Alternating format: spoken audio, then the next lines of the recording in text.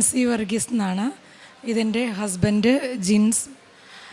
ഞങ്ങൾ വരുന്നത് എറണാകുളം ജില്ലയിലെ കോലഞ്ചേരി എന്ന് പറയുന്ന സ്ഥലത്തു നിന്നാണ്. ഞാനൊരു നേഴ്സാണ്. ഞാൻ ഇസ്രയേലിൽ ജോലി ചെയ്തുകൊണ്ടിരിക്കുകയായിരുന്നു. ഞാൻ അവിടെ ഒരു 13 വർഷമാകുന്നു ഈ മാസം ജോലി ചെയ്ത് തുടങ്ങിയിട്ട്. ഞാൻ എൻ്റെ മകൾക്ക് 1.25 വയസ്സുള്ളപ്പോൾ ഇസ്രയേലിലേക്ക് പോയതാണ്. എൻ്റെ ഭർത്താവും മകളും വീട്ടിലുണ്ട്.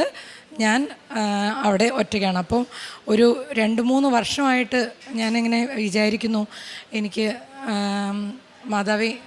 മാതാവിന് സ്തോത്രം പറയുന്നു, ഈ അൾത്താരയിൽ വന്ന് ഇങ്ങനെ സാക്ഷ്യം പറയാനായിട്ട് ദൈവം എനിക്ക് അനുഗ്രഹം തന്നതിൽ ഞാൻ എത്രമാത്രം സന്തോഷിക്കുന്നു എന്ന് എനിക്ക് പറഞ്ഞറിയിക്കാൻ പറ്റില്ല.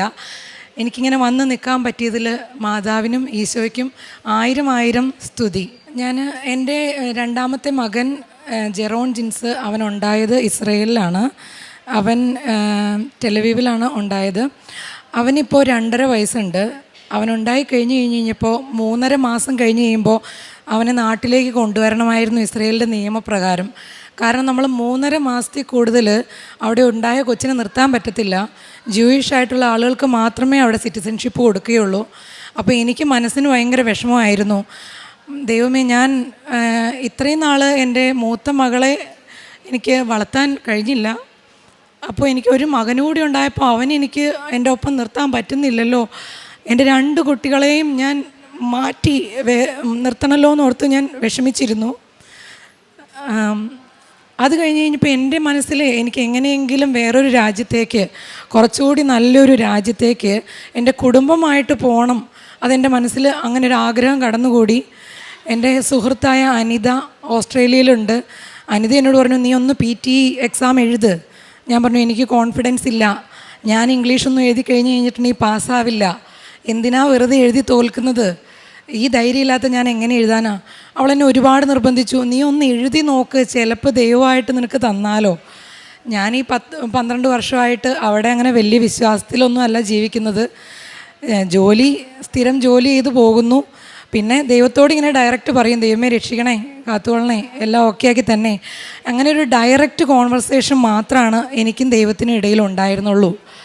ഞാൻ മാതാവിനെ ഒരുപാട് വിളിക്കുന്ന ഒരാളൊന്നും ആയിരുന്നില്ല. ഞാൻ യാക്കോബായ സഭയിൽ വിശ്വസിക്കുന്ന ആളാണ്. ഞങ്ങൾക്ക് മാതാവിന് വിശ്വാസമുണ്ട്, എന്നാലും ഒരുപാട് ഞങ്ങൾ വിളിക്കുന്നുണ്ടായിരുന്നില്ല. അപ്പോൾ അങ്ങനെ ഞാൻ മനസ്സ് വിഷമിച്ചിരുന്ന സമയത്താണ് ഇങ്ങനെ PT എക്സാം എഴുതി.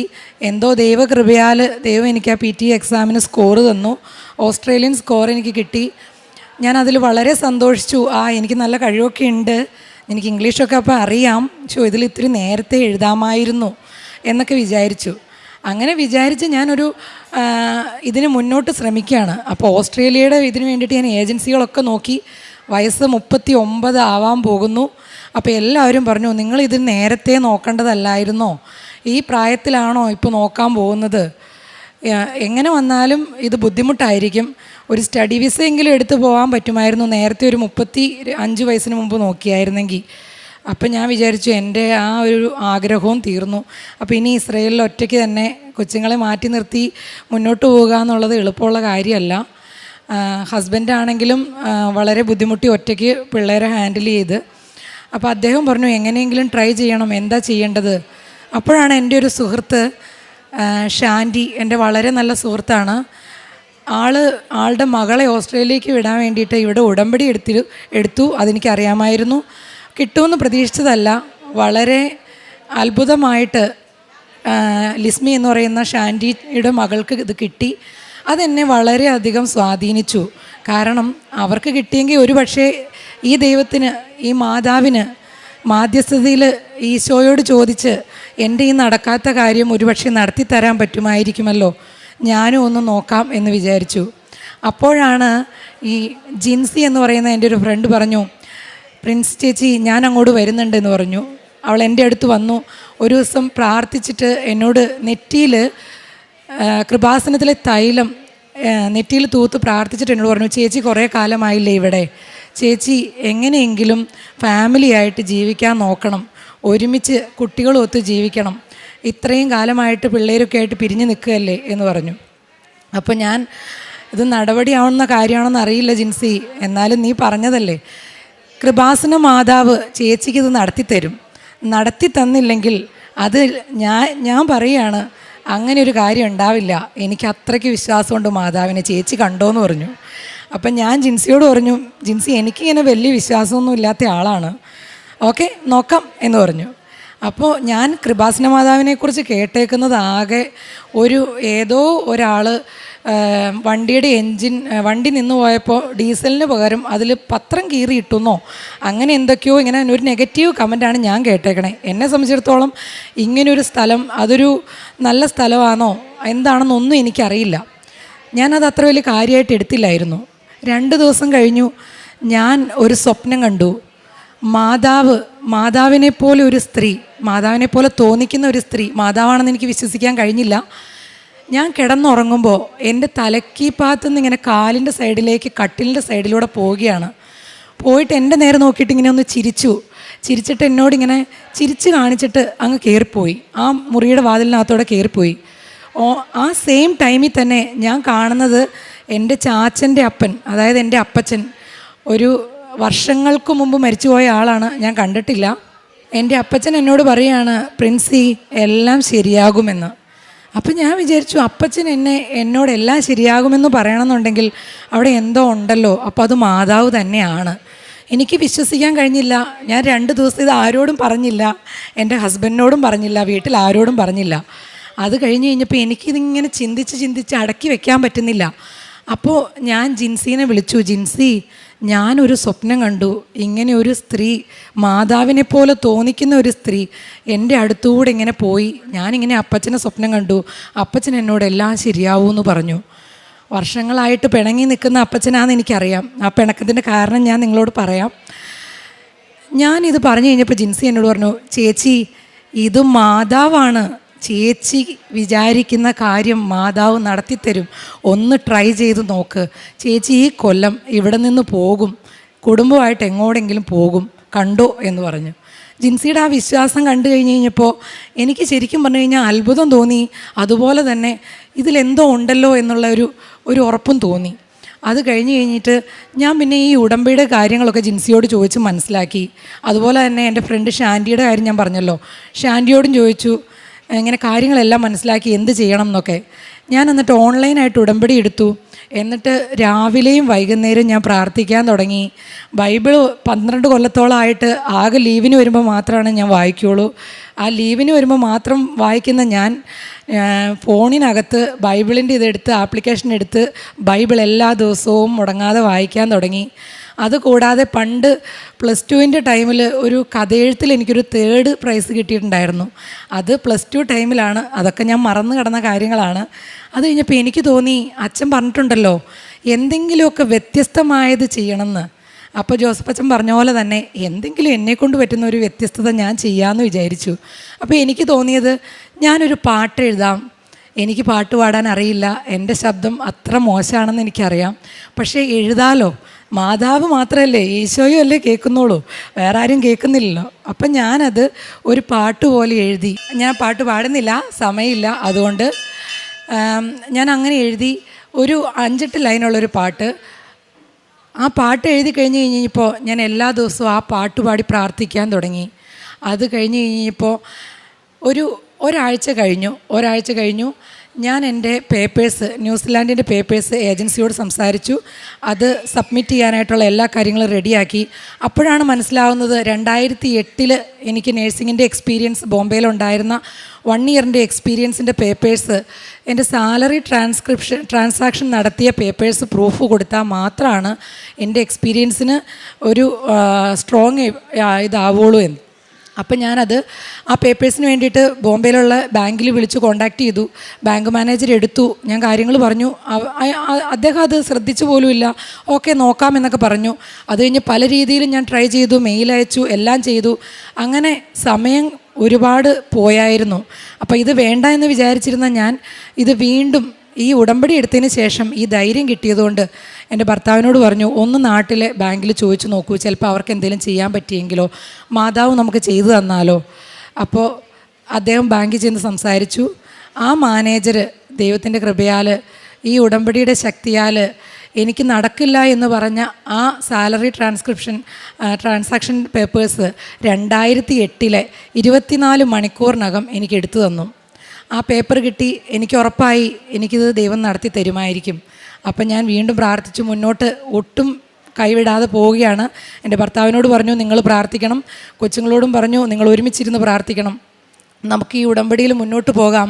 എന്തൊക്കെയോ മാതാവ് അത്ഭുതങ്ങൾ നടത്തുന്നുണ്ട്. ദൈവം എനിക്കിത് നടത്തി തരുമായിരിക്കും. എല്ലാ ഏജൻസിക്കാരും പറഞ്ഞു നടത്തി തരില്ല എന്ന്, പക്ഷേ നടത്തി തരുമായിരിക്കും എന്ന് പറഞ്ഞു. ഞാൻ ആ ഉടമ്പടിയിൽ പ്രാർത്ഥനയോടെ തന്നെ പോയി. എൻ്റെ ഭർത്താവും കുട്ടികളും നാട്ടിൽ പ്രാർത്ഥനയോടെ പോയി. അങ്ങനെ ഒരു 2-3 ആഴ്ച കഴിഞ്ഞ് കഴിഞ്ഞപ്പോൾ ഏജൻസി, ജൂബി റിച്ച് എന്ന് പറഞ്ഞൊരു ഏജൻസി പറഞ്ഞു, ഓക്കെ ഞങ്ങൾ നോക്കാം എന്ന് പറഞ്ഞു. അവർ പേപ്പേഴ്സ് എല്ലാം ട്രൈ ചെയ്ത് എല്ലാം വെച്ച് കഴിഞ്ഞ് വിസയ്ക്ക് വെക്കാറായി കഴിഞ്ഞ് കഴിഞ്ഞപ്പോൾ, ഫിനാൻഷ്യൽ പേപ്പേഴ്സ് എല്ലാം സബ്മിറ്റ് ചെയ്ത് കഴിഞ്ഞ് കഴിഞ്ഞപ്പോൾ ഏജൻസിക്കാർ പറഞ്ഞു, സോറി മാഡം, ഇത് ബുദ്ധിമുട്ടാണ്. കാരണം ഫിനാൻഷ്യലി ഇത്രയും പ്രൂഫ് കാണിച്ചാൽ പോരാ. ഇത് ന്യൂസിലൻഡും ഓസ്ട്രേലിയയും ഒക്കെ ഒരുപാട് ബുദ്ധിമുട്ടാണ്. ഈ സ്ഥലത്തേക്ക് കിട്ടാനായിട്ട് നിങ്ങൾ ഉദ്ദേശിക്കുന്ന പോലെയല്ല. മാഡം ഒരു കാര്യം ചെയ്യൂ, UK അല്ലെങ്കിൽ മാൾട്ടയിലോ അങ്ങനെ ഏതെങ്കിലും സ്ഥലം നോക്ക്. ജോർജിയൊക്കെ ഉണ്ടല്ലോ, ഒന്ന് മാറ്റി നോക്കിക്കൂടെ? അപ്പം ഞാൻ പറഞ്ഞു, ഇല്ല, എനിക്ക് ന്യൂസിലൻഡിന് തന്നെ പോകണം. ഞാൻ അതാണ് ആഗ്രഹിച്ചത്. ഒരു നല്ല രീതിയിൽ സന്തോഷമായിട്ട് എൻ്റെ ഫാമിലിയോടൊപ്പം എനിക്ക് ജീവിക്കാൻ പറ്റിയൊരു സ്ഥലമാണെന്ന് തോന്നിയത് അതാണ്. എനിക്ക് അങ്ങോട്ട് തന്നെ പോകണം. എൻ്റെ ഫ്രണ്ടും പറഞ്ഞിട്ടുണ്ട് ന്യൂസിലൻഡ് നല്ല സ്ഥലമാണെന്ന്. അപ്പോൾ എനിക്ക് സെർച്ച് ചെയ്തപ്പോൾ മനസ്സിലായത് നല്ല സ്ഥലമാണ്. ഫ്യൂച്ചറിലാണെങ്കിലും ഓസ്ട്രേലിയയിലൊക്കെ പോകാൻ പറ്റുന്നൊരു സ്ഥലമാണ്. അത് മതി എന്ന് ഞാൻ പറഞ്ഞു. അവർ പറഞ്ഞു, മാഡം സോറി, ഞങ്ങൾക്ക് പറയുന്നതിന് ബുദ്ധിമുട്ടുണ്ട്. ഞങ്ങളുടെ വിസ സ്റ്റാറ്റസ് സക്സസ് റേറ്റ് കുറഞ്ഞു പോകും നിങ്ങളുടെ ഫയൽ സബ്മിറ്റ് ചെയ്താൽ. ഒന്നാമത്തെ കാര്യം, നിങ്ങൾ ഓൾറെഡി ഇപ്പോൾ 39 കഴിഞ്ഞു, 40 ആവാൻ പോവുകയാണ്. ഈ ഏജിൽ നിങ്ങളുടെ വിസ സബ്മിറ്റ് ചെയ്ത് കഴിഞ്ഞാൽ കിട്ടാൻ 99.9% ചാൻസ് ഇല്ല. അപ്പം ഞാൻ അവരോട് പറഞ്ഞു, ഞാൻ ഉടമ്പടിയിലാണ്. നിങ്ങൾക്ക് ആ 0.1% എന്ന് പറയണത് പോലും നിങ്ങൾ തന്നില്ലെങ്കിലും ഉടമ്പടിയിലിരിക്കുന്ന എനിക്ക് കൃപാസനം മാതാവ് ഇത് നടത്തി തരും. നിങ്ങളൊന്ന് ട്രൈ ചെയ്ത് നോക്കൂ. വെച്ചിട്ട് കിട്ടിയില്ലെങ്കിൽ അതെനിക്ക് വിധിച്ചതാണ്. ദൈവം എനിക്കിത് തന്നിട്ടില്ല. ഞാൻ ഒറ്റയ്ക്ക് ഇവിടെ ജീവിക്കാനായിരിക്കും വിധി. അല്ലെങ്കിൽ നാട്ടിൽ ഒരുമിച്ച് ഫാമിലി ആയിട്ട് ചെറിയ രീതിയിലൊക്കെ ജീവിച്ചു പോകാം. അങ്ങനെ വിചാരിച്ചോളാം എന്ന് പറഞ്ഞു. അപ്പോൾ ഏജൻസിക്കാർ പറഞ്ഞു, മാഡം ബുദ്ധിമുട്ടാണ്, നിങ്ങൾ വെറുതെ എന്തിനാ ഒരു വിസ സക്സസ് റേറ്റ് ഇല്ലാതാക്കുന്നത്? ഞങ്ങൾക്ക് ബുദ്ധിമുട്ടാണ്, പ്ലീസ് അത് വേണ്ട, വെക്കണ്ട. ഞാൻ പറഞ്ഞു, ഇല്ല പറ്റില്ല, ഇതിലും ഭേദം നിങ്ങൾ എന്നെ കത്തിക്ക് കുത്തി കൊല്ലുന്നതായിരുന്നു. നിങ്ങളിത് വെക്കാതെ പറ്റില്ല. എനിക്കിത് മാതാവ് നടത്തിത്തരും. കൃപാസനം മാതാവ് നടത്താത്തതില്ല. ഈശോ എനിക്കിത് നടത്തിത്തരും മാതാവിൻ്റെ മാധ്യസ്ഥതയിൽ എന്ന് പറഞ്ഞു. അവർ അത് കേട്ടിട്ട് നിവൃത്തിയില്ലാത്തത് കൊണ്ട് യാതൊരു ചാൻസും ഇല്ല എന്ന് പറഞ്ഞ ആ വിസ പേപ്പേഴ്സ് സബ്മിറ്റ് ചെയ്തു. പക്ഷേ സബ്മിറ്റ് ചെയ്യാൻ ഈ സംസാരങ്ങൾക്കൊക്കെ ഇടയിൽ ഡിലേ വന്നു. എൻ്റെ ഹെൽത്ത് ചെക്കപ്പിൻ്റെ ഡേറ്റ് കഴിഞ്ഞു പോയി. ഞാൻ 2 ദിവസം ഡിലേ ആയിട്ടാണ് സബ്മിറ്റ് ചെയ്തത്. സാധാരണ ഹെൽത്ത് ചെക്കപ്പിൻ്റെ ഡേറ്റ് കഴിഞ്ഞ് നമ്മൾ സബ്മിറ്റ് ചെയ്ത് കഴിഞ്ഞാൽ, ഒന്നാമത്തെ കാര്യം അവർ റിജക്റ്റ് ചെയ്യാൻ ചാൻസ് കൂടുതലുണ്ട്. രണ്ടാമത്തെ കാര്യം, എങ്ങാനും അവർ അബദ്ധത്തിൽ അക്സെപ്റ്റ് ചെയ്താൽ തന്നെ നമ്മളോട് 2ാമത് ഹെൽത്ത് ചെക്കപ്പ് ചെയ്യാൻ പറയും. അപ്പോൾ ഞാൻ ഓൾറെഡി ഇസ്രയേലിൽ ഒരു 50,000 രൂപയോളം മുടക്കിയാണ് ഹെൽത്ത് ചെക്കപ്പ് ചെയ്തേക്കുന്നത്. ഇതിനുവേണ്ടി ഒരുപാട് പൈസ മുടക്കിയിട്ടുണ്ട്. വിസയ്ക്ക് ഈ കിട്ടില്ല എന്ന് പറഞ്ഞ് വെക്കാൻ പോകുന്ന വിസയ്ക്ക് മാത്രമായിട്ട് ഇമിഗ്രേഷൻ ഒരു 50,000 രൂപ നമ്മൾ സബ്മിറ്റ് ചെയ്യണം. അതുകൂടാതെ നമ്മൾ ഫിനാൻഷ്യലി ഫണ്ട് അക്കൗണ്ടിൽ കാണിക്കണം. അങ്ങനെ ഒരുപാട് സ്ട്രഗിളുകളൊക്കെ ചെയ്തിട്ടാണ്. അതിന് ബാങ്ക് മാനേജർ ഒരുപാട് ഹെൽപ്പ് ചെയ്തു തന്നു. അതെല്ലാം കൃപാസന മാതാവിൻ്റെ അത്ഭുതമാണ്. എനിക്കത് എല്ലാം വിവരിച്ച് ഇവിടെ പറയാനായിട്ടുള്ള സമയം ഇല്ല, അതുകൊണ്ട് ഞാൻ പറയുന്നില്ല. അവരത് സബ്മിറ്റ് ചെയ്തു എൻ്റെ നിർബന്ധത്താൽ. ദൈവത്തിൻ്റെ അത്ഭുതം എന്ന് തന്നെ പറയട്ടെ. മാതാവിന് കഴിയാത്തതൊന്നുമില്ല. ഈശോയ്ക്ക് സ്തുതി. എനിക്ക് വിസ കിട്ടി. എൻ്റെ ഒപ്പം എന്നേക്കാൾ ചെറുപ്പമായിരുന്ന, എന്നേക്കാൾ കഴിവുള്ള, എന്നേക്കാൾ മിടുക്കരായ ചെറുപ്പക്കാർ വെച്ചിട്ട് കിട്ടാത്ത വിസ എനിക്ക് ആദ്യം കിട്ടി. എനിക്കാണ് ഫസ്റ്റ് വിസ വന്നത്. എൻ്റെ വിസയുടെ പേപ്പർ റെഡിയാക്കിയ ആ കൊച്ച്, സിന്ധു എന്നാണ് ആ കൊച്ചിൻ്റെ പേര്. ആ കൊച്ചിന് ഭയങ്കര സങ്കടമായിരുന്നു എൻ്റെ വിസ വെക്കാൻ പറ്റില്ല എന്ന് പറഞ്ഞപ്പോൾ. കാരണം എത്ര ദിവസങ്ങൾ വർക്ക് ചെയ്തിട്ട് അവർ ആ പേപ്പറൊന്ന് സബ്മിറ്റ് ചെയ്യാനായിട്ട് വെക്കുന്നത്.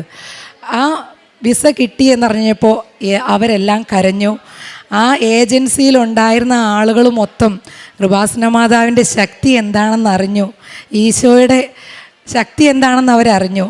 അവരെന്നോട് പറഞ്ഞു, പ്രിൻസി, ഇതൊരിക്കലും നടക്കാത്തൊരു കാര്യമാണ് നടന്നത്. 40-ാം വയസ്സിൽ ഒരു സ്റ്റുഡൻറ്റ് വിസ അതും GNM പഠിച്ച് എനിക്ക് ക്രെഡിറ്റോടുകൂടി എല്ലാ ഹെൽത്ത് ചെക്കപ്പിൻ്റെ ഡേറ്റും കഴിഞ്ഞിട്ട് ഇങ്ങനെ ഒരു വിസ കിട്ടണമെങ്കിൽ ഇങ്ങനെ ഇത് അത്ഭുതം മാത്രമാണ്, ദൈവത്തിൻ്റെ അത്ഭുതം കൊണ്ട് നടന്നതാണെന്ന് പറഞ്ഞു. അവരിത് അംഗീകരിച്ചു, ഞാൻ അംഗീകരിച്ചു, എൻ്റെ വീട്ടിലുള്ളവരെല്ലാം അംഗീകരിച്ചു. അപ്പോഴാണ് ഇനി എനിക്കൊരു കാര്യം കൂടെ പറയാനുണ്ട്. എൻ്റെ വീട്ടിൽ എൻ്റെ ഹസ്ബൻഡ് ഓൾറെഡി നോൺ ക്രിസ്ത്യൻ ആയിരുന്നു. ഞങ്ങൾ സ്പെഷ്യൽ മാരേജ് ആക്ട് പ്രകാരം കല്യാണം കഴിച്ചതാണ്. ഞങ്ങൾ ഒരുമിച്ച് പഠിച്ചവരാണ്. വർഷങ്ങൾ 24 വർഷത്തെ പരിചയമുണ്ട്. ഈ വർഷം 25ാമത്തെ വർഷമാകാൻ പോകുന്നു. 15 വർഷമായി വിവാഹം കഴിച്ചിട്ട്. ഞാൻ യാക്കോബായ സഭയിൽ നിന്ന് വന്നാന്ന് ഞാൻ പറഞ്ഞല്ലോ. എൻ്റെ വീട്ടിൽ ഒരു രീതിയിലും സമ്മതിക്കില്ലായിരുന്നു. പിന്നെ എൻ്റെ ഒരു പിടിവാശി ആ പ്രായത്തിൻ്റെ ഇതുകൊണ്ട് മാത്രം അവരന്ന് എന്തെങ്കിലും ആട്ടെ എന്നോർത്ത് കണ്ണടച്ച് കളഞ്ഞതാണ്. അപ്പോൾ എനിക്ക് ചർച്ച് വെഡ്ഡിങ് എൻ്റെ ഒരു സ്വപ്നമായിരുന്നു. അത് അന്ന് എനിക്ക് നടത്താൻ പറ്റിയില്ല. അന്ന് ഞങ്ങൾ സ്നേഹിച്ചിരുന്ന സമയത്ത് ഞാൻ അദ്ദേഹത്തോട് ചോദിച്ചു, നിങ്ങൾ ക്രിസ്ത്യാനിയാവുമോ, എന്നെ കല്യാണം കഴിക്കുമോ പള്ളിയിൽ വെച്ച്, എൻ്റെ ഒരു ആഗ്രഹമാണ്. അതിനിപ്പോൾ എന്ന് അദ്ദേഹം പറഞ്ഞായിരുന്നു ഒരു തമാശ രീതിയിൽ. പക്ഷെ ഞാനത് വളരെ സീരിയസ് ആയിട്ടാണ് എടുത്തത്. എന്നെ സംബന്ധിച്ചിടത്തോളം ക്രിസ്തീയ ജീവിതം ഒരു വലിയ ഇമ്പോർട്ടൻ്റ് കാര്യമായിരുന്നു. അദ്ദേഹം പക്ഷേ അത്രയും സീരിയസ് ആയിട്ട് എടുത്തിട്ടുണ്ടായിരുന്നായിരിക്കില്ല. അന്നത്തെ ആ ഒരു പ്രായത്തിൻ്റെ ഇതിൽ ഓക്കെ എന്തെങ്കിലും ആട്ടെ, അന്ന് ഇങ്ങനെ പറഞ്ഞാലേ ഇവൾ ഇനി മുന്നോട്ട് പോവുള്ളൂ, ഇല്ലെങ്കിൽ പറ്റിച്ചിട്ട് പോയാലോ എന്നോർത്തിട്ടാവാം അദ്ദേഹം അന്ന് അങ്ങനെ പറഞ്ഞത്. അന്ന് അങ്ങനെ പറഞ്ഞത് എൻ്റെ മനസ്സിൽ കിടന്നുകൊണ്ടാണ് ഞാൻ ആ റിലേഷൻ കണ്ടിന്യൂ ചെയ്ത് കൊണ്ടുപോയതും എൻ്റെ വീട്ടിൽ അവതരിപ്പിച്ചതും ഒക്കെ. അത് കഴിഞ്ഞ് കല്യാണത്തിൻ്റെ സമയമാവാറായപ്പോൾ അദ്ദേഹത്തിൻ്റെ ഒരു പെങ്ങളുണ്ട്. പെങ്ങളുടെ കല്യാണത്തിനൊക്കെ ബുദ്ധിമുട്ട് വരും. അപ്പോൾ സ്വാഭാവികമായിട്ടും ഒരു മതം മാറി കല്യാണം കഴിക്കലും പള്ളിയിൽ വെച്ചുള്ള വിവാഹമൊക്കെ ഒരുപാട് റിസ്ക്കാണ്. അപ്പം ഞാനത് മനസ്സിലാക്കി തന്നെ അദ്ദേഹത്തെയും കുടുംബത്തെയും ബുദ്ധിമുട്ടിക്കണ്ടല്ലോ എന്ന് വിചാരിച്ച് ഞാൻ നിർബന്ധിക്കാൻ പോയില്ല. ഓക്കെ, നമുക്ക് സ്പെഷ്യൽ മാരേജ് ആക്ട് പ്രകാരം തന്നെ കല്യാണം കഴിക്കാമെന്ന് പറഞ്ഞു. പള്ളിയിൽ വെച്ചുള്ള കല്യാണം ഞാൻ നിർബന്ധിച്ചില്ല. പക്ഷേ എൻ്റെ മനസ്സിൽ വർഷങ്ങളായി കിടക്കുന്ന ആഗ്രഹമാണ്. അത് നടക്കാൻ വേണ്ടിയിട്ട് ഞാൻ ഒരുപാട് ആഗ്രഹിച്ചിരുന്നു, പക്ഷേ ആരോടും പറഞ്ഞിരുന്നില്ല. ഈ 15 വർഷമായി കല്യാണം കഴിഞ്ഞിട്ട് ഞാൻ ഈ ഉടമ്പടിയിൽ വന്നതിന് ശേഷം, ഈ അത്ഭുതങ്ങളൊക്കെ നടന്നതിന് ശേഷം എൻ്റെ ഭർത്താവ് വിശ്വാസത്തിൽ വന്ന് സ്വയം അദ്ദേഹം തന്നെ പറഞ്ഞു, നമുക്ക് പള്ളിയിൽ വെച്ച് കല്യാണം കഴിക്കാമെന്ന്. എൻ്റെ ജീവിതത്തിൽ 24 വർഷം മുമ്പ് അദ്ദേഹം പറഞ്ഞ വാക്കൊരു തമാശയായിട്ട് പറഞ്ഞതാണെങ്കിൽ പോലും ഈ 15 വർഷമായിട്ട് ഞാൻ പള്ളിയിൽ പോകുമ്പോൾ ഒറ്റയ്ക്കാണ് പോകാറ്. അപ്പം ഞാൻ മനസ്സിൽ വിചാരിക്കാറുണ്ട്, ദൈവമേ എനിക്ക് കുടുംബമായിട്ട് വരാൻ പറ്റുന്നില്ലല്ലോ, എനിക്കെൻ്റെ കുട്ടികളെയായിട്ട് വരാൻ പറ്റുന്നില്ലല്ലോ എന്ന്. അത് ഈ മാസമാണ് ഞാൻ ജോലി നിർത്തി, വിസ കിട്ടിയതുകൊണ്ട് ജോലി നിർത്തി വന്നു കഴിഞ്ഞപ്പോൾ ഞങ്ങളുടെ ചർച്ച് വെഡ്ഡിങ് കഴിഞ്ഞു. അങ്ങനെ കുടുംബമായിട്ട് ഞങ്ങൾ ക്രിസ്തീയ ജീവിതത്തിൽ മുന്നോട്ട് പോവുകയാണ്. എൻ്റെ ഭർത്താവും കുട്ടികളുമായിട്ട് എനിക്കിന്ന് പള്ളിയിൽ പോയി കുർബാന കൂടി വരാൻ പറ്റുന്നുണ്ട്. ഞാൻ വളരെ സന്തോഷവതിയാണ്.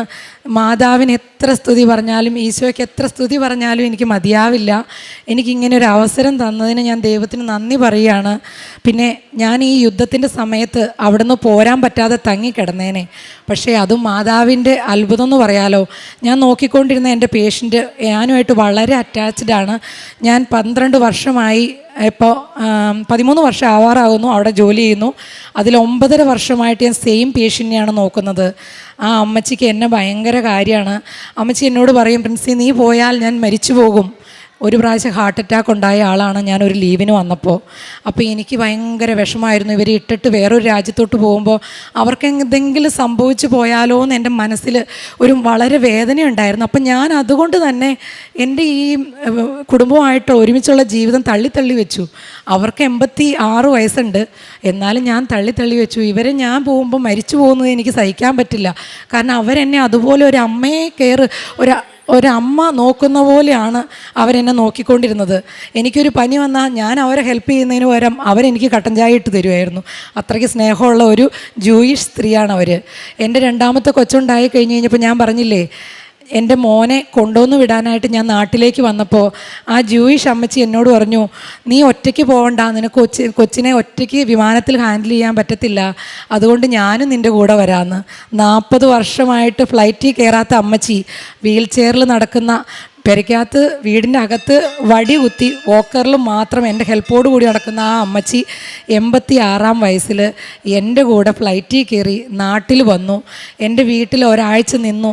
അത്രയ്ക്ക് സ്നേഹമായിരുന്നു എന്നോട്. ഒരാഴ്ച നിന്നതിന് ശേഷം എന്നെ വീട്ടിലാക്കിയിട്ടാണ് അവർ തിരിച്ചു പോയത്. ഞാൻ 2 മാസം കഴിഞ്ഞിട്ടാണ് പിന്നെ തിരിച്ചു പോയത് കൊച്ചിനെ ആക്കിയിട്ട്. അപ്പോൾ ഈ അമ്മച്ചിയെ ഇട്ടിട്ട് വേണം ഞാൻ ന്യൂസിലൻഡിന് പോകാനായിട്ട് വിസ കിട്ടിയപ്പോൾ. എൻ്റെ ഹൃദയം നുറുങ്ങുന്ന വേദനയിലാണ്. ഞാൻ വിസ കിട്ടിയെങ്കിൽ സന്തോഷം ഉണ്ടെങ്കിൽ എനിക്ക് സന്തോഷിക്കാൻ പറ്റില്ലായിരുന്നു. ഇവർ മരിച്ചു പോയാലോ എന്നുള്ള ടെൻഷൻ കാരണം. അപ്പോൾ ഈ അമ്മച്ചി ലാസ്റ്റ് ഞാൻ പോരാറായി എന്ന് പറഞ്ഞു കഴിഞ്ഞപ്പോൾ അവർ പറഞ്ഞു, പ്രിൻസി ഇനി എനിക്ക് മുന്നോട്ട് ജീവിതമില്ല, ഞാൻ തീർന്നു എന്ന് പറഞ്ഞു. ഞാൻ അവരുടെ മക്കളോടും ഡോക്ടേഴ്സിനോടും എല്ലാവരോടും സംസാരിച്ചു. അപ്പോൾ അവർ പറഞ്ഞു, നീ ഇത്രയും കാലം നിൽക്കുന്നതുകൊണ്ട് മിക്കവാറും അവർക്ക് എന്തെങ്കിലും സംഭവിക്കാൻ ചാൻസ് ഉണ്ട്, അവർ മരിച്ചു പോകാൻ 90% ചാൻസ് ഉണ്ട്, അവരത്രയ്ക്ക് നിന്നെ ഡിപ്പെൻഡൻ്റ് ആണ് എന്ന് പറഞ്ഞു. ഞാനത് മാതാവിനോട് പ്രാർത്ഥിച്ചു, മാതാവെ അത്ഭുതം പ്രവർത്തിപ്പിക്കണമേ. എനിക്ക് ജിൻസി ഒരു തരി ഉപ്പ് തന്നിട്ടുണ്ടായിരുന്നു. ഞാൻ ആ ഉപ്പ് അമ്മച്ചി കുടിക്കുന്ന വെള്ളത്തിൽ ആ കുപ്പിക്കകത്ത് ഒരു തരി ഇട്ടു. മാതാവേ ഈ അമ്മച്ചിക്ക് ധൈര്യം കൊടുക്കണേ, മനസ്സിന് ധൈര്യം കൊടുക്കണേ. എന്നിട്ട് അമ്മച്ചി പറയണം, നീ പൊക്കോ, നീ നിൻ്റെ കുടുംബമായിട്ട് ജീവിച്ചോ, അത് കുഴപ്പമില്ല, ഞാൻ ഇത്രയും പ്രായമായതല്ലേ, എനിക്ക് വേറൊരാളുടെ കൂടെ അഡ്ജസ്റ്റ് ചെയ്യാനൊക്കെ പറ്റും എന്ന് പറയണമെന്ന് ഞാനിങ്ങനെ പ്രാർത്ഥിച്ചിട്ട് കരഞ്ഞു പ്രാർത്ഥിച്ചു. അത് കഴിഞ്ഞിട്ട് ഞാൻ ഈ വെള്ളം കുടിക്കാൻ കൊടുത്തു. പിറ്റേ ദിവസം രാവിലെ അമ്മച്ചി എഴുന്നേറ്റ് വന്ന് വർത്താനമൊക്കെ പറഞ്ഞു. ഞങ്ങൾ സ്ഥിരം വർത്താനം പറഞ്ഞിരിക്കണ പോലെ വർത്താനമൊക്കെ പറഞ്ഞു കഴിഞ്ഞപ്പോൾ ഞാൻ ഈ കാര്യങ്ങളൊക്കെ സംസാരിച്ചു. എൻ്റെ ലൈഫിൻ്റെ ഫ്യൂച്ചർ പ്ലാനുകളും എനിക്കിനി നാട്ടിൽ ചെന്നിട്ട് ഒന്നോടെ കല്യാണം കഴിക്കണതൊക്കെ എൻ്റെ ഒരു ആഗ്രഹമാണെന്നുള്ള കാര്യങ്ങളൊക്കെ പറഞ്ഞു. അപ്പോൾ അമ്മച്ചി പറഞ്ഞു, നീ പൊക്കോ, ഞാൻ വേറൊരാളെ വെച്ച് അഡ്ജസ്റ്റ് ചെയ്തോളാം, എനിക്ക് കുഴപ്പമില്ല, നീ പേടിക്കണ്ട, നീ ധൈര്യമായിട്ടിരുന്നോ, നിന്നെപ്പോലെ ആവില്ല വേറൊരാളും, പക്ഷേ നിനക്കൊരു നല്ല ലൈഫുണ്ട്, ഞാനത് കാണണ്ടേ, ഞാൻ ഇത്രയും സെൽഫിഷ് ആവാൻ പാടില്ലല്ലോ, അതുകൊണ്ട് നീ ധൈര്യമായിട്ട് പൊക്കോ, നമുക്ക് പകരം ഒരാളെ നോക്കാമെന്ന് പറഞ്ഞു. അങ്ങനെ ദൈവത്തിൻ്റെ കൃപയാൽ ഞാൻ പ്രാർത്ഥിച്ചു, മാതാവേ ഈ അമ്മച്ചിക്ക് എന്നെക്കാൾ നന്നായിട്ട് ആ അമ്മച്ചീനെ നോക്കുന്ന ഒരാളെ കിട്ടണേ, എന്നാൽ മാത്രമേ എനിക്ക് സന്തോഷത്തോടെ ഇവിടുന്ന് പോകാൻ പറ്റത്തുള്ളൂ. ഞാൻ പ്രാർത്ഥിച്ച് ഞാൻ റിസൈൻ ലെറ്റർ കൊടുത്ത് 4ാമത്തെ ദിവസം എൻ്റെ ഫാമിലി തന്നെ പറയുകയാണ്, ഒരു സ്റ്റാഫുണ്ട്, നമുക്കൊന്ന് ഇൻ്റർവ്യൂ ചെയ്ത് നോക്കാം എങ്ങനെയുണ്ടെന്ന്, നിനക്ക് ഇഷ്ടമാവുകയാണെന്നുണ്ടെങ്കിൽ നമുക്ക് കൺഫേം ചെയ്യാമെന്ന് പറഞ്ഞു. അവർ വന്നു. എന്നെപ്പോലെയൊക്കെ തന്നെ ഏകദേശം ഇരിക്കുന്ന ഒരാൾ. അമ്മച്ചിക്ക് എല്ലാവരെയും ഒന്നും ഇഷ്ടപ്പെടത്തില്ല, അമ്മച്ചിക്ക് ഒരു പ്രത്യേക കൺസെപ്റ്റുള്ള ടൈപ്പ് ആളാണ്. പക്ഷേ ആ കൊച്ചിനെ കണ്ടു കഴിഞ്ഞപ്പോൾ അമ്മച്ചിക്ക് ഭയങ്കര ഇഷ്ടമായി. അതും ദൈവാദിനത്തിന് ഒരു ഇന്ത്യക്കാരിയായ സ്റ്റാഫിനെ തന്നെ, നേഴ്സിനെ കിട്ടി. വളരെ നല്ല വ്യക്തി. ഞാൻ എല്ലാം പറഞ്ഞു കൊടുത്തു, എന്തൊക്കെ ചെയ്യണം, അമ്മച്ചിനെ എങ്ങനെ കെയർ ചെയ്യണം എല്ലാം പറഞ്ഞു കൊടുത്തു. അതുപോലെ തന്നെ കറക്റ്റായിട്ട് ചെയ്യുന്ന ഒരാളെ ദൈവം എനിക്ക് തന്നു. അതും ഞാൻ റിസൈൻ ലെറ്റർ കൊടുത്ത് പ്രതീക്ഷിക്കുന്നതിന് മുമ്പ്, കിട്ടുമെന്ന് പ്രതീക്ഷിക്കുന്നതിന് മുമ്പായിട്ട്. അതുകൊണ്ട് തന്നെ ഞാൻ കൊടുത്ത ഡേറ്റിനേക്കാളും മുമ്പേ എനിക്ക് ജോലിയിൽ നിന്ന് ഇറങ്ങാൻ പറ്റി. അതുകൊണ്ട് തന്നെ എനിക്ക് ആ ജോലിയിൽ നിന്ന് ഇറങ്ങി സമയത്തിന് ഇന്ത്യയിൽ എത്താൻ പറ്റി. ഞാൻ ആ റിസൈൻ ലെറ്റർ കൊടുത്ത് നേരത്തെ എനിക്ക് ആളെ കിട്ടിയില്ലായിരുന്നു എങ്കിൽ ഈ തീവ്ര യുദ്ധത്തിൻ്റെ സമയത്ത് ഇറാനുമായിട്ടുള്ള ഈ പ്രശ്നത്തിൻ്റെ ഇടയ്ക്ക് ഞാൻ പെട്ടുപോയേനെ, എനിക്ക് ന്യൂസിലൻഡിന് പോകാൻ പറ്റാതായി വന്നേനെ. കാരണം അവിടെ വിമാനത്താവളങ്ങളൊക്കെ അടച്ചിട്ടേക്കുമായിരുന്നു. വളരെ ഹെവി ആയിട്ടുള്ള അറ്റാക്കായിരുന്നു. എല്ലാവരും ന്യൂസിലൊക്കെ കണ്ടു കാണുമായിരിക്കും. അപ്പോൾ ദൈവത്തിനൊരു പദ്ധതി ഉണ്ടായിരുന്നു, എന്നെക്കുറിച്ചൊരു വലിയ പദ്ധതി എൻ്റെ കുടുംബത്തെക്കുറിച്ചും. അപ്പോൾ എനിക്കതിൽ നന്ദി എത്ര പറഞ്ഞാലും മതിയാവത്തില്ല. എൻ്റെ ജീവിതത്തിൽ ഞാൻ ഒരുപാട് ആഗ്രഹിച്ച കാര്യങ്ങളിൽ നടക്കാതിരുന്ന എൻ്റെ വിവാഹവും, എനിക്ക് നടക്കാതിരുന്ന എൻ്റെ കുടുംബമായിട്ടുള്ള ജീവിതവും, അതെല്ലാം എനിക്ക് സാധിച്ചു തന്നു. എനിക്ക് ന്യൂസിലാൻഡിൽ ക്രെഡിറ്റോടുകൂടി പഠിക്കാനുള്ള അവസരം കിട്ടി. എൻ്റെ ഭർത്താവിനെയും കുട്ടികളെയും എനിക്കിനി കൊണ്ടുപോകാൻ പറ്റും.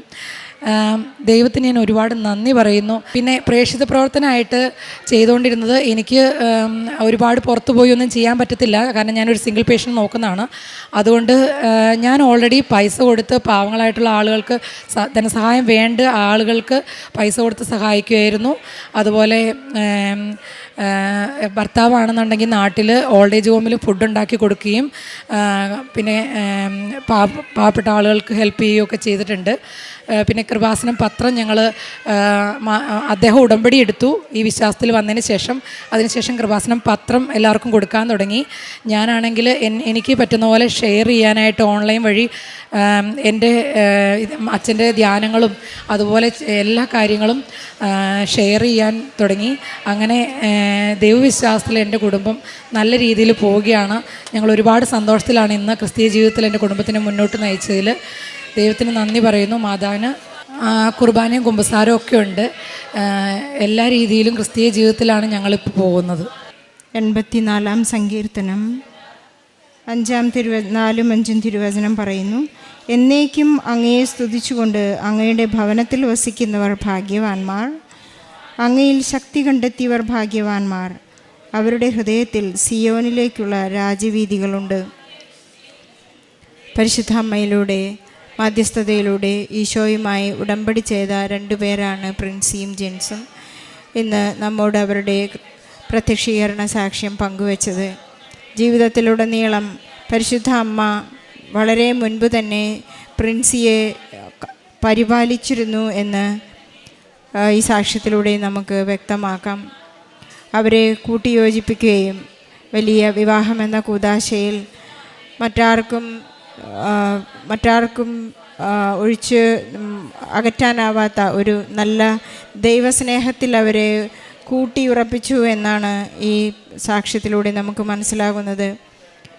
പലരും ഇപ്പോൾ ഈ ദിവസങ്ങളിലുള്ള സാക്ഷ്യങ്ങളിലെല്ലാം നമുക്ക് മനസ്സിലാകും, 20 പേര് സാക്ഷ്യം പറഞ്ഞിട്ടുണ്ടെങ്കിൽ അതിൽ 2 പേരെങ്കിലും എപ്പോഴും ട്രോളിനെ കുറിച്ച് അറിഞ്ഞു വന്ന് സാക്ഷ്യങ്ങൾ പറയുന്നവരാണ്. പിന്നെ അവരുടെ സാക്ഷ്യങ്ങളാണ് വളരെ ശക്തമായിട്ടുള്ളതെന്ന് നമുക്ക് മനസ്സിലാക്കാം. ട്രോള് കേട്ട് അല്ലെങ്കിൽ അതിനെക്കുറിച്ച് കളിയാക്കി നെഗറ്റീവ് കമൻ്റ് അടിച്ച് ഒക്കെ വന്നിട്ടുള്ള പല വ്യക്തികളും വിശ്വാസത്തിൻ്റെ വളരെ വലിയ ശക്തമായ സാക്ഷ്യങ്ങളാണ് ഈ പരിശുദ്ധ അമ്മ പ്രത്യക്ഷപ്പെട്ട ഈ അൾത്താരയിൽ പറയുന്നത്, സാക്ഷ്യപ്പെടുത്തുന്നത്. ഇപ്പോൾ ട്രോളുകൾ പോലും കൃപാസന മാതാവിന് വളരെ പോസിറ്റീവാണ്. പരിശുദ്ധ അമ്മയെ തോൽപ്പിക്കാനൊന്നും ആർക്കും സാധ്യമല്ല. കാരണം ഇത് ദൈവത്തിൻ്റെ പദ്ധതിയാണ്, പദ്ധതിയിലുള്ള പ്രവർത്തനങ്ങളാണ്. ജോസഫ് അച്ഛൻ പറയുന്നത് പോലെ ഇത് ഒരു ചൊല്ലുന്ന പ്രാർത്ഥനയല്ല, ചെയ്യുന്ന പ്രവൃത്തിയായതുകൊണ്ട് ഇത് പരിശുദ്ധ അമ്മയുടെ മധ്യസ്ഥതയിലുള്ള ഒരു പ്രവൃത്തിയാണ്, ഒരു ജീവിത രീതിയാണ്, ഒരു ജീവിതക്രമമാണ്.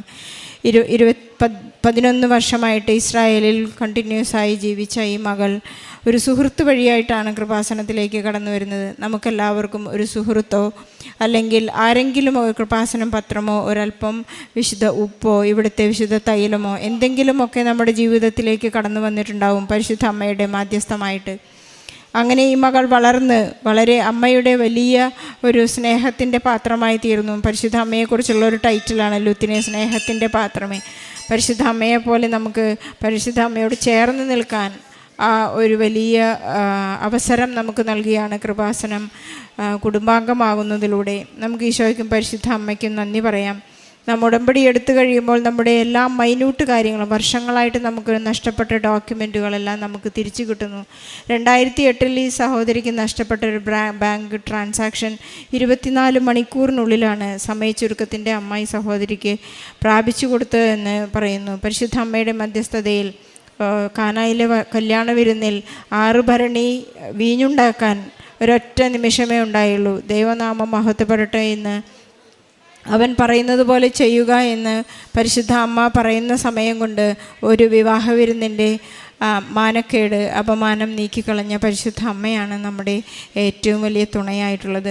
അതുപോലെ തന്നെ നാം കാരുണ്യ പ്രവൃത്തികളൊക്കെ ചെയ്യുമ്പോൾ കരുണ കലരുന്നുണ്ടോ എന്നാണ് നമുക്കെപ്പോഴും ചിന്തിച്ചു നോക്കേണ്ടത്. നമുക്ക് നമ്മുടെ കാരുണ്യ പ്രവൃത്തികളുടെയും പ്രേക്ഷിത പ്രവർത്തനങ്ങളുടെയും മാറ്റുരയ്ക്കേണ്ട സമയമാണിത്. ഞാൻ ഈശോയെ മറ്റുള്ളവർക്ക് കൊടുക്കുന്നുണ്ടോ? ഞാൻ എന്തുമാത്രം ഈശോയെ സ്വീകരിച്ചു അത്രമാത്രം എനിക്ക് ഈശോയെ കൊടുക്കാൻ സാധിക്കുന്നുണ്ടോ എന്നുള്ളത് നാം ചിന്തിച്ചു നോക്കേണ്ട മാറ്റുരച്ച് നോക്കേണ്ട ഒരു സംഗതിയാണ്. അതുപോലെ തന്നെ ഈ സഹോദരി പറയുകയുണ്ടായി, ഞങ്ങളുടെ ഓരോ കാര്യങ്ങളും നടക്കുന്നു മറ്റുള്ളവരെ പറഞ്ഞ് മനസ്സിലാക്കുന്നതിലും ഈ സഹോദരി ജോലി ചെയ്തിരുന്ന സ്ഥലത്ത് ഓൾഡ് ലേഡിയെ നോക്കിക്കൊണ്ടിരുന്ന സമയങ്ങളിൽ അവരെ മറ്റൊരാൾക്ക് ഏൽപ്പിച്ചു കൊടുക്കുമ്പോൾ ഉണ്ടാകുന്ന ആ വലിയ ഒരു അത് തൻ്റെ ഒരു ഡ്യൂട്ടിയേക്കാൾ ഉപരിയായി അതൊരു കാരുണ്യ പ്രവൃത്തിയായി ഏറ്റെടുത്ത് പരിശുദ്ധ അമ്മയിലൂടെ നമുക്ക് ലഭിക്കുന്ന ഒരു സ്നേഹമാണ് എല്ലാത്തിനും ഉത്തരം. നമുക്ക് പരിശുദ്ധ അമ്മയ്ക്കും ഈശോയ്ക്കും നന്ദി പറയാം. നമ്മുടെ ജീവിതങ്ങളെയെല്ലാം നമുക്ക് പരിശുദ്ധ അമ്മയുടെ കയ്യിലേക്ക് കൊടുക്കാം. നാം ഉടമ്പടിയിലായിരിക്കുമ്പോൾ പരിശുദ്ധ അമ്മയുടെ ഉറപ്പാണ് ഈശോ നമുക്ക് നൽകുന്നത്. പരിശുദ്ധ അമ്മയെ സ്നേഹിക്കുവാനും തൻ്റെ അമ്മയെ സ്നേഹിക്കാനാണ് എപ്പോഴും ഈശോ നമ്മോട് പറയുന്നത്. കുരിശിനടിയിൽ നിൽക്കുന്ന അമ്മയെയും യോഹന്നാനെയും കണ്ട് ഈശോ കുരിശിൽ കിടന്ന ലാസ്റ്റ് മൊമെൻറ്റിൽ പറഞ്ഞൊരു കാര്യം ഇതാണ്: സ്ത്രീയെ ഇതാ നിൻ്റെ മകൻ, മകനെ ഇതാ നിൻ്റെ അമ്മ. നമുക്ക് നൽകിയിരിക്കുന്ന അമ്മയെ നമുക്ക് സ്നേഹപൂർവ്വം ആശ്ലേഷിക്കാം, ഈശോയോട് കൂടി ആയിരിക്കാം. പ്രിൻസിയുടെയും ജെൻസിൻ്റെയും മനോഹരമായ സാക്ഷ്യത്തിന് പരിശുദ്ധ അമ്മയ്ക്ക് ഈശോയ്ക്ക് നല്ലൊരു കൈയടി നൽകി നമുക്ക് സാക്ഷ്യം സമർപ്പിക്കാം. അത്യപൂർവ ദൈവാനുഭവങ്ങൾ ഇനി നിങ്ങൾക്കും സ്വന്തം. ഈ യൂട്യൂബ് യൂട്യൂബ് ചാനൽ ഇതുവരെ സബ്സ്ക്രൈബ് ചെയ്തിട്ടില്ലെങ്കിൽ ഇപ്പോൾ തന്നെ സബ്സ്ക്രൈബ് ചെയ്യുക. ഈ വീഡിയോ ഇപ്പോൾ തന്നെ നിങ്ങളുടെ സുഹൃത്തുക്കൾക്ക് ഷെയർ ചെയ്തുകൊണ്ട് കർത്താവിൻ്റെ പ്രേക്ഷിതരാകുക.